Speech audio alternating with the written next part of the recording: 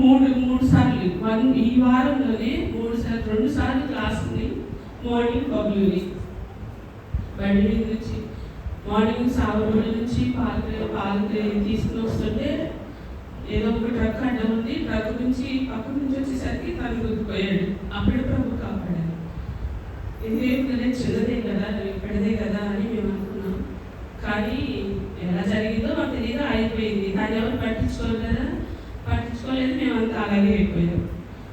Night duty చేసి వస్తున్నారు. Night duty చేస్తారు. ఇంకా లేట్ అయింది ఏంటని ఫోన్ చేశాను. వస్తున్నానే ఫోన్ పెట్టేసాను. ఇంటికి వచ్చి చూస్తే బండి అంతా పక్కనంతా పోయింది. మొత్తం పక్కనంతా డ్యామేజ్ అయిపోయింది. వచ్చి చెప్తే అన్నారు బండికి యాక్సిడెంట్ అయింది అన్నారు. ఎలా అయిందంటే నేను మనకు బాగానే వస్తున్నాను, ఎదురుగా ఉండి వచ్చి పల్స్ మీద వచ్చి గుద్దేసేసారు. పల్స్ మీద గుద్దడం 3 సార్లు బండి రౌండ్ తిరిగింది. కానీ తనకి ఏమవులేదు, ఒక చిన్న గాలి కూడా పడలేదు.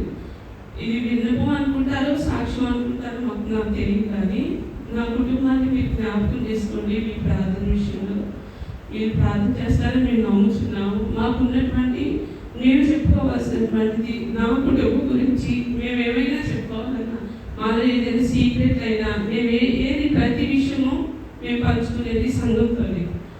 సంఘంతో తప్ప మా రక్త సంబంధికులు కూడా మేము పంచుకోము. నాకున్నది మీరు కాబట్టి మిమ్మల్ని ఏడుకుంటున్నాను.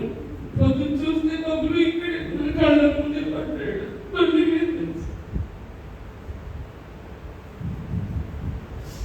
కనీసం బండికి కూడా వెళ్ళలేకపోయాను. బండి కూడా తీయలేకపోయాను. వాడి కాలికి దెబ్బతికింది. ఆయన ప్రభు కాపాడారు. ప్రభు మాకు తోడుంటారు, మమ్మల్ని కాపాడుతూనే ఉంటారు. మీరు మా ప్రార్థన మమ్మల్ని జ్ఞాపకం చేసుకోండి. దేవుడి వారు దీవించుకుంటారు.